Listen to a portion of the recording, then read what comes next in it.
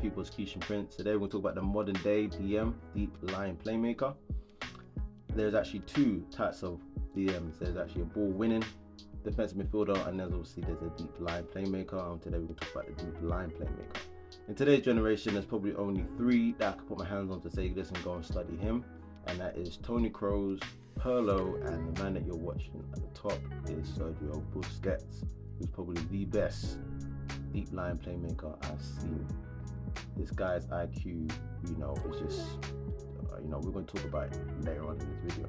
As you know, we're going to break down the psychology, the technical, and the physical aspects of playing in this position.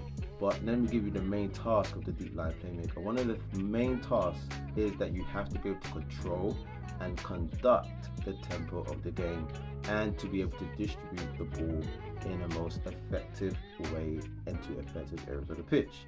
So the deep line suggests that you just have to play a role in the defensive dynamics of the team. That means that you can win the ball, you can put in a tackle, but other than that, you can also get the ball into areas where your team can be in a more attacking position. The thing about Busquets that I love about him is that he does majority of his passes in the opposition half.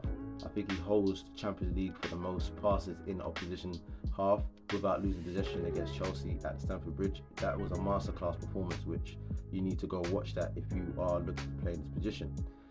Also, one of the things about the deep line playmaker is technically, let's go first with technically, is that you need to have excellent passing ability. You need to be able to pass the ball inside foot, right, outside, left foot, right foot. You need to have technical ability of passing that ball. You need to be so efficient. And one thing as well is you need to have feet. One thing about Busquets, which people don't understand, is that he's got feet. As you can see in this video here, beautiful, look at that. This guy's got feet. You need that in this area, you understand? And one thing about Busquets is that he's got great feet in order to cause the ball to not be lost. And he has fabulous ball retention. For a player that plays in the most advanced and the most compact position, he doesn't turn over the ball a lot. Obviously he does a bit now that he's getting of age, but when he was like you see now, prime Barca days, this guy was just taking the mick. So those are the three areas of technical ability that you must have: is the ability to pass, good feet, and ball retention. In terms of mental, okay, you need to have great spatial awareness. Your tactical spatial awareness needs to be 100. This position is more of a strength in the mind, because I want to talk about physical, but there's not a lot of physical components. I can't say you need to be big. Because look at Busquets. If you see him down the street, you didn't know football, you think this guy is a doctor.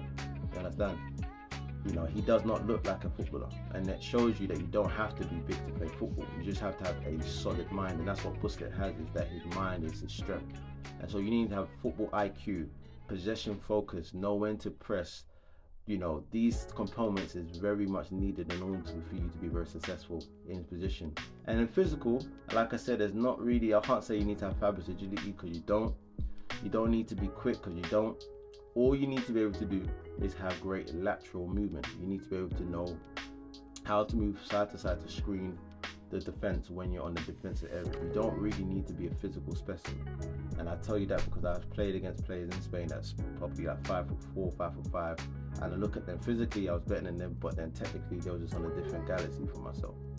So those are the main areas in terms of you playing a deep line playmaker, and it's that very simple, and that's really it. Next episode, I'm going to talk about what it's like to be a ball winning midfielder. That's people who are like the Kantés. But people who are like to be possession based, you don't have to be big, you don't have to be solid, just have a great brain. Maybe Busquets' role, you playing holding midfielder, suits yourself. So let me know in the comments.